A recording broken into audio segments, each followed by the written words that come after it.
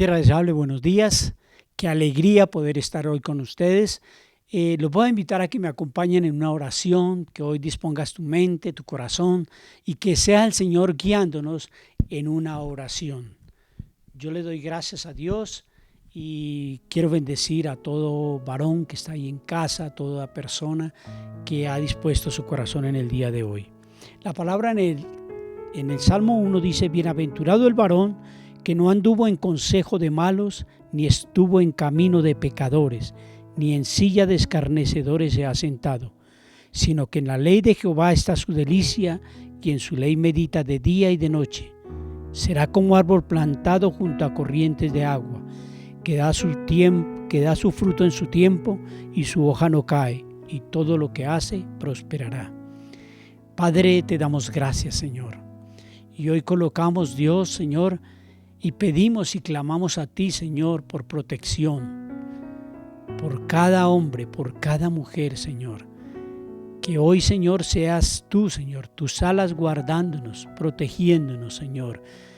Dice tu palabra que bienaventurado el varón que no anduvo en consejo de malos, que siempre caminemos bajo tu palabra, Dios, que siempre seamos obedientes a ti, Señor, que busquemos de ti en todo momento, Dios.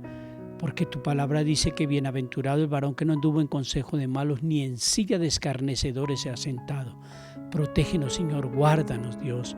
Hoy quiero clamar a ti por todos aquellos, Señor, que se encuentran enfermos, por aquellos, Señor, que se encuentran escasos de provisión, que no tienen para llevar alimento a su casa, Señor.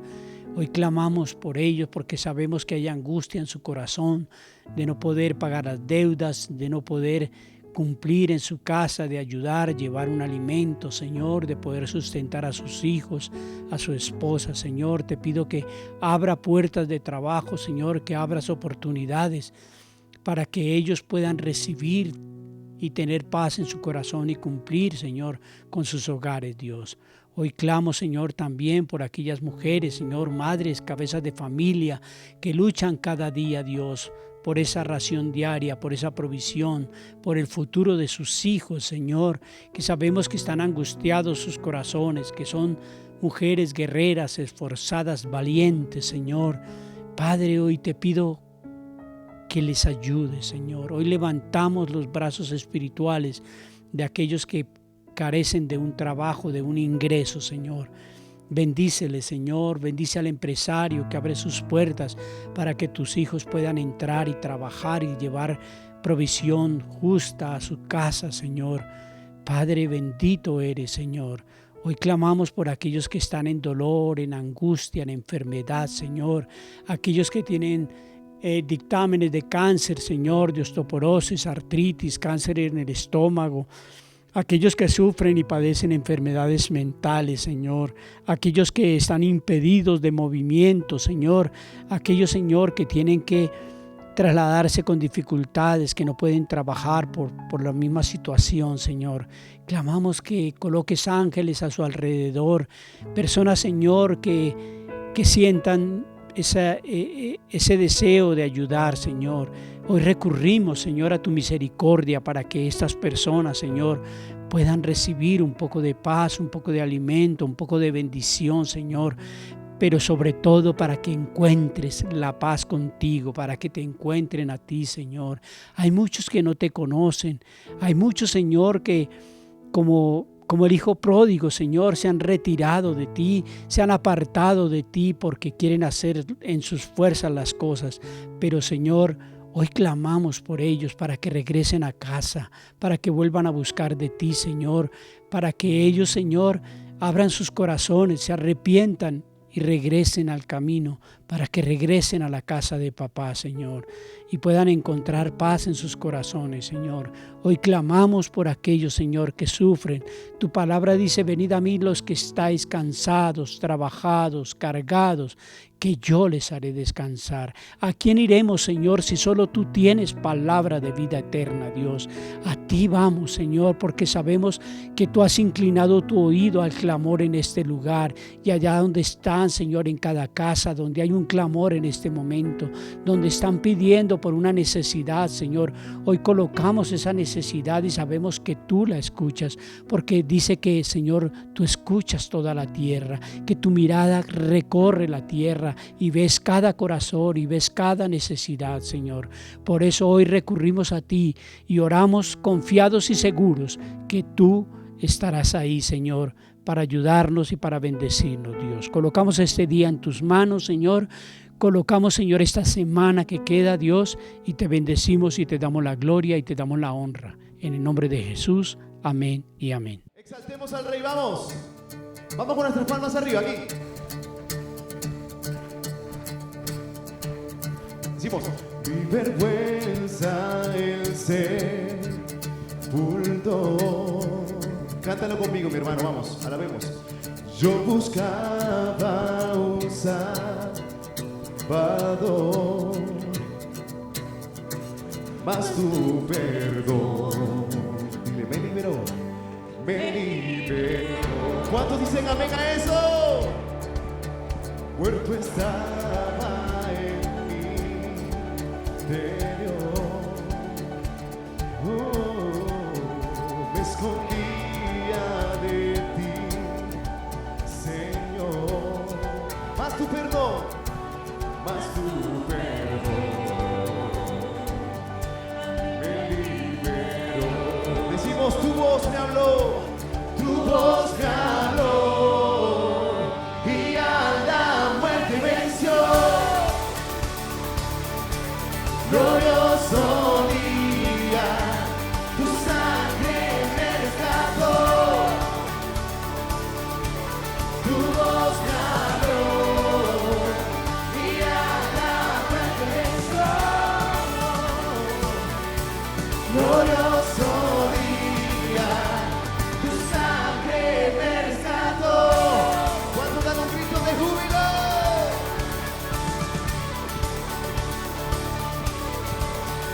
Ahora libre soy en tu amor. Es tu gracia la que me salvó. Vamos, grítalo con fuerza. Más tu perdón, más tu perdón a mí me liberó. Tu voz, vamos, cántalo. Tu voz me habló, y a la muerte venció. Glorioso día, tu sangre me rescató. Tu voz me habló, y a la muerte venció. Glorioso día, tu sangre me rescató.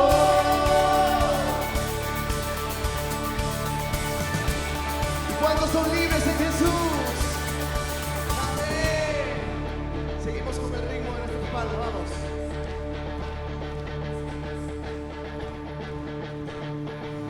De mi pecado me rescataste, en tu gloria cadenas se rompen. Vivía solo y sin consuelo. ¿Ahora qué? Ahora soy. ¡Aleluya! ¡Vamos con fuerza!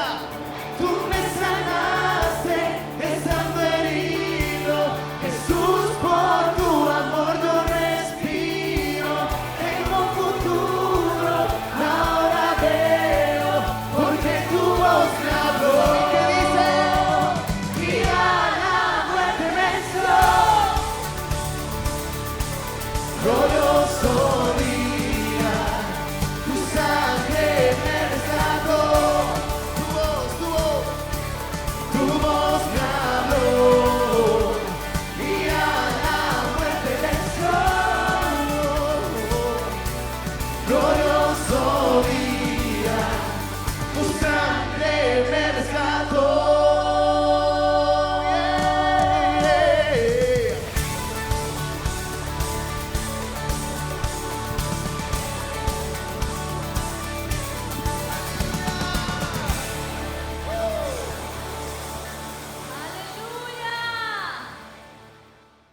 Buenos días, bienvenidos a nuestro devocional diario. Hoy vamos a estar con el Salmo 2 y el título del Salmo, El hombre contra el ungido de Dios.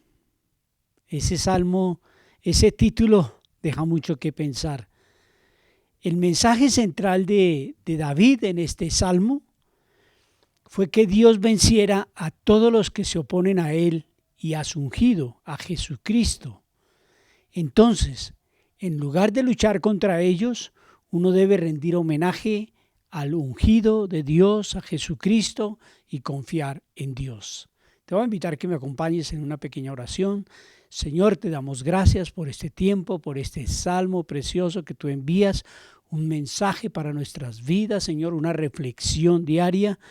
Y Señor, pedimos que abras nuestra mente, nuestro corazón, nuestro entendimiento y nos ayudes, Señor, a reflexionar y a tomar decisiones para que caminando contigo nuestra vida sea cambiada y transformada para tu gloria y para tu honra. En el nombre de Jesús, amén y amén. Este Salmo 2 fue escrito por el rey David unos 1000 años antes del nacimiento de Cristo. Pero antes de entrar en el Salmo 2, quiero leer un versículo en Hechos, en el capítulo 4, en el versículo 25 y 26, que dice lo siguiente: que por boca de David tu siervo dijiste, ¿por qué se amotinan las gentes y los pueblos piensan cosas vanas? Se reunieron los reyes de la tierra y los principales se juntaron en uno contra el Señor y contra su Cristo. Entonces aquí cuando nosotros vamos al Salmo 2, encontramos que lo que está diciendo en Hechos 4, 25 y 26, el Espíritu Santo estaba anticipando la hostilidad humana contra el gobierno del Mesías cuando viniera a este mundo y su triunfo final. En este Salmo nos encontramos con un salmo profético que trataba acerca del Mesías que iba a venir. Es por eso y por esta razón que se dice que este es un salmo mesiánico. Así pues, podemos decir que el salmo se trata acerca del Mesías que iba a venir. Un descendiente de David, pero mucho mayor que él, que sufriría la oposición del mundo, pero que finalmente establecería su reino en este mundo. Este salmo es un himno a Dios, que es rey sobre todo, que es soberano, que es el Señor de señores, el Rey de reyes, y realiza su dominio por medio de un ungido, el Mesías, Jesucristo. Entonces vamos a ir ya al comienzo del Salmo, vamos a estar en el versículo 1 al 3, y dice la palabra: ¿por qué se amotinan las gentes y los pueblos piensan cosas vanas? Se levantarán los reyes de la tierra y príncipes consultarán unidos contra Jehová y contra su ungido, diciendo: rompamos sus ligaduras y echemos de nosotros sus cuerdas. Otra versión nos dice que ¿por qué están tan enojadas las naciones? ¿Por qué pierden el tiempo en planes inútiles? Los reyes de la tierra se preparan para la batalla. Los gobernantes conspiran juntos en contra del Señor y en contra de su ungido. Rompamos las cadenas, gritan, y liberémonos de ser esclavos de Dios. Tremendo. Esta otra versión también me llamó mucho la atención. David está contemplando la lógica detrás de las ideas de los paganos en general y de los reyes y de los gobernantes de la tierra. David está describiendo una rebelión universal contra Jehová y contra su ungido. Y quiero tocar un primer punto que es el hombre contra el ungido de Dios. Podríamos imaginar que cuando el Mesías viniera, los judíos que llevaban siglos esperándole, lo iban a recibir con gozo, con alegría, con fiesta. Pero el Salmo nos anuncia que no iba a ser así, sino que contra toda la lógica, el pueblo de Dios se uniría a los gentiles para rechazarlo. El apóstol Juan resumió esto diciendo: a lo suyo vino y los suyos no le recibieron. Cuando miramos los evangelios nos damos cuenta que desde el mismo instante en que Jesús vino a este mundo, se desencadenó una fiera persecución contra él a fin de destruirle. Y cuando por fin pudieron prenderle, le llevaron ante Pilato y todo el pueblo a una sola voz gritaron pidiendo su crucifixión. Se unieron en contra. Así le rechazaron, cumpliendo lo que Jesús les había dicho antes que harían, anticipando incluso sus palabras.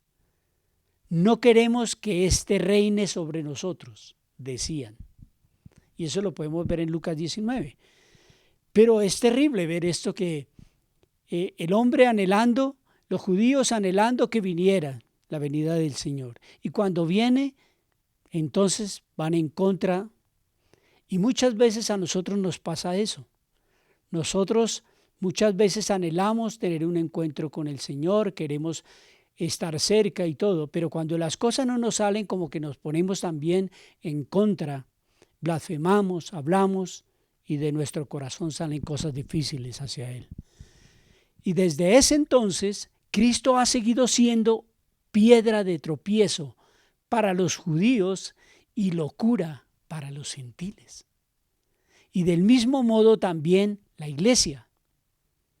Aquellos que se han identificado con Él han sufrido el odio, la oposición violenta por todas partes, tal como lo atestigua la historia hasta nuestros días. Ahora hay persecución, ahora cuando tú dices que conoces del Señor, hasta en tu misma casa muchas veces te reprochan. David se preguntaba por qué los hombres se rebelaban de este modo contra el gobierno de Dios en este mundo, contra el gobierno de Dios. ¿Cómo es posible que las naciones hagan tal cosa? ¿Qué sentido puede haber en este empeño de independizarse de Dios, de un Dios cuya voluntad es siempre el bien supremo?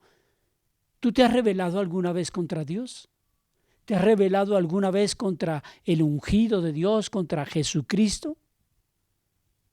Como que no cabe en ninguna mente que uno se rebele contra el Todopoderoso, contra Dios o contra su Hijo amado, Jesucristo. Pero vaya que si lo hemos hecho muchas veces.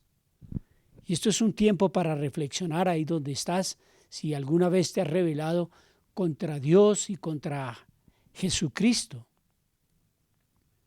En Jeremías 2, en el versículo 5, dice: así dijo Jehová, qué maldad hallaron en mí vuestros padres, que se alejaron de mí y se fueron tras la vanidad y se hicieron vanos.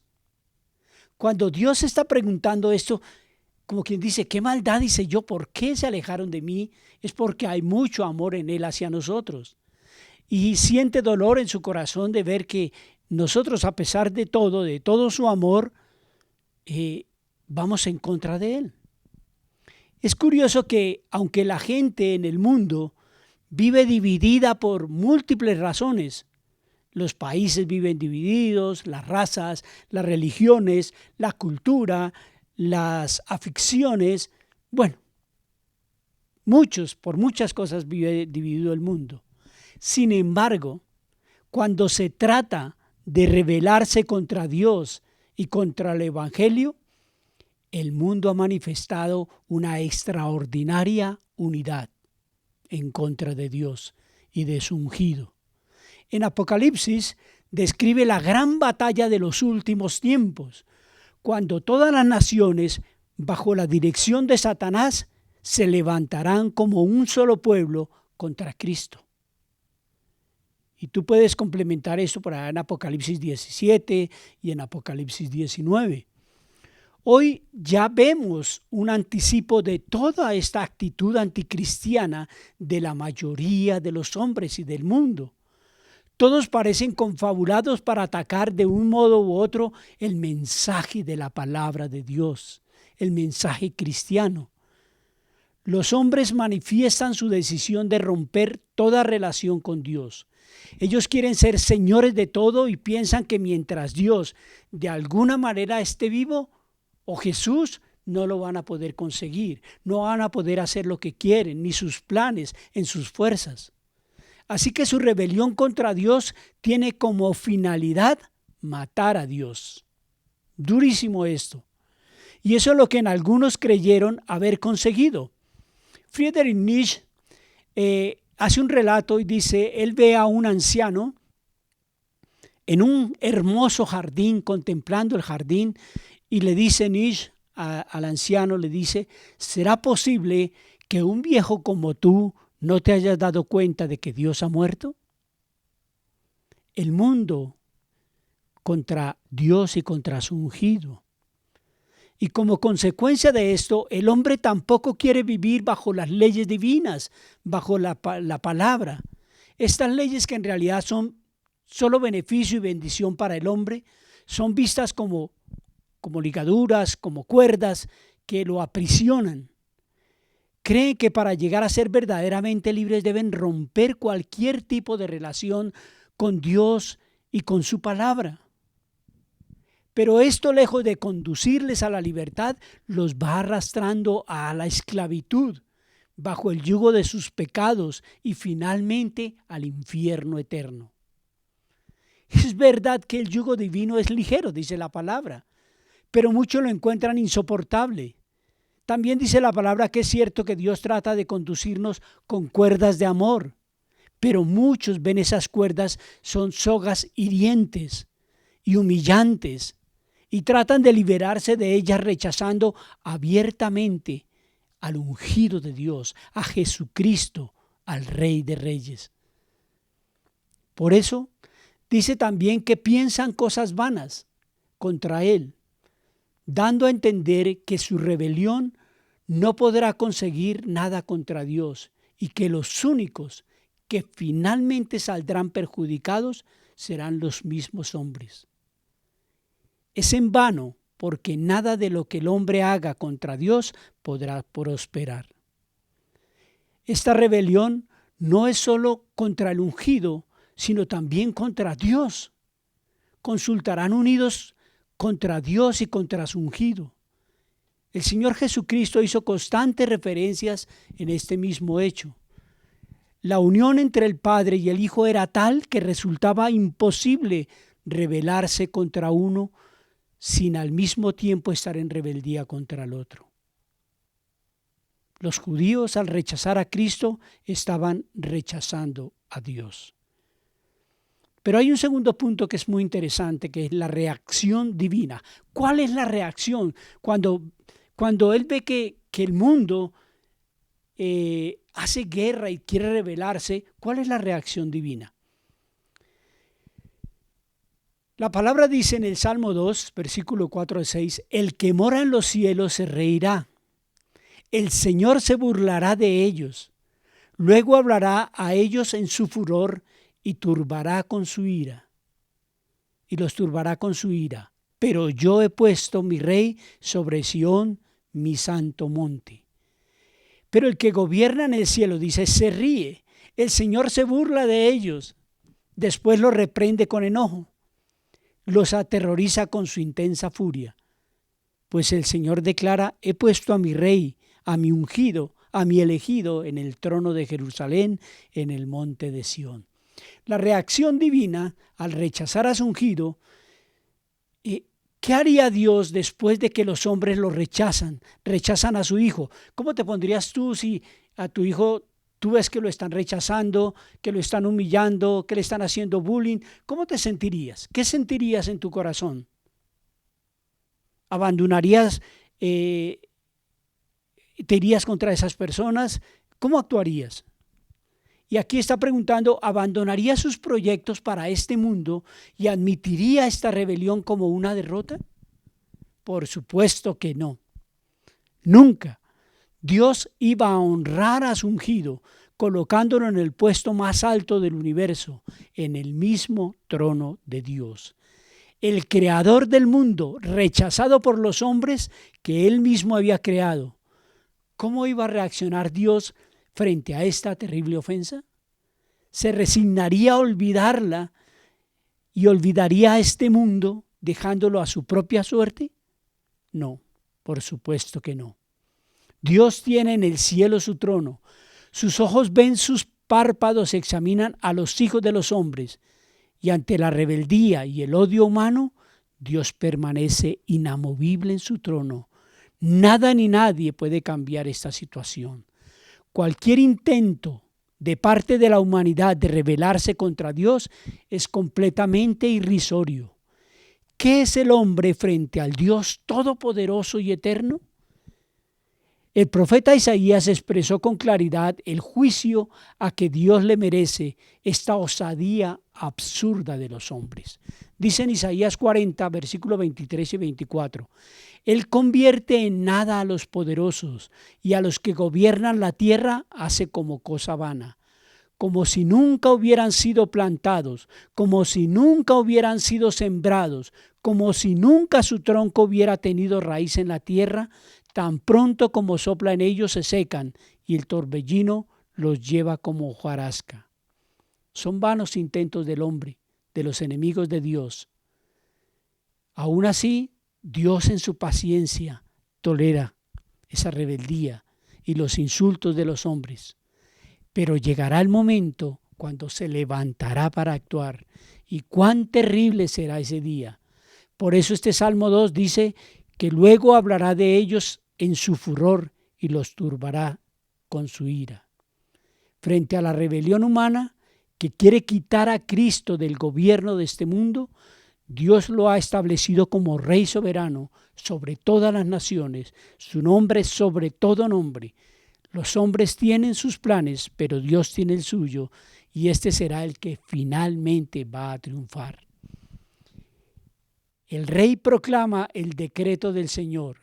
El Señor me dijo, tú eres mi hijo, hoy he llegado a ser tu padre, tan solo pídelo y te daré como herencia a las naciones, toda la tierra como posesión tuya, los quebrarás con vara de hierro y las harás pedazos como si fueran ollas de barro. Por eso David declaró el decreto de Dios a las naciones paganas como si estuvieran presentes para escuchar. Dios establece finalmente su reino en este mundo mediante su ungido, mediante Jesucristo, su propio Hijo. Y veremos que aunque se trata de un descendiente de David, sería alguien infinitamente mayor que el mismo Hijo de Dios, en el sentido más exclusivo, más precioso, más hermoso. También veremos que el Padre lo justificó en medio de las naciones y le dio su herencia. Por eso el reino es del Hijo de Dios y por eso dio esas palabras que le decía, yo publicaré el decreto. Mi hijo eres tú, yo te engendré hoy, pídeme y te daré por herencia a las naciones y como posesión tuya a los confines de la tierra. Gracias, Señor, por esta palabra. Gracias, Señor, porque tú eres maravilloso. El hombre siempre ha querido rebelarse contra ti, contra tu palabra, pero tú eres todopoderoso. Tú tienes el control de toda la tierra. Y aunque no entendamos, Señor, muchos planes, muchos propósitos tuyos, Señor, hoy nos colocamos delante de ti. Hoy queremos también, Señor, que sea un momento para arrepentirnos de todas nuestras maldades, de todos nuestros pecados, de todas esas rebeliones, de esos momentos de dificultad que hemos tenido y hemos renegado contra ti, que no hemos creído, que el fondo de nuestro corazón ha sido duro, Señor. Hoy te pedimos perdón, Señor, y sabemos que tú tienes el control de todas las cosas, que tú nos creaste, que tú nos formaste, y tus hijos se rebelan contra ti y contra tu Hijo, pero Tu misericordia nos ha alcanzado, tu perdón nos ha alcanzado, tu amor nos ha alcanzado. Por eso te decimos hoy, gracias, Padre. Te bendecimos, te damos la gloria y te damos la honra. En el nombre de Jesús, amén y amén. Gracias por acompañarnos en este tiempo tan especial. Recuerda que subimos devocionales de lunes a viernes, así que si no te los quieres perder, suscríbete y activa la campanita de notificaciones. También queremos saber de ti, así que déjanos tu mensaje en la caja de comentarios y te estaremos leyendo.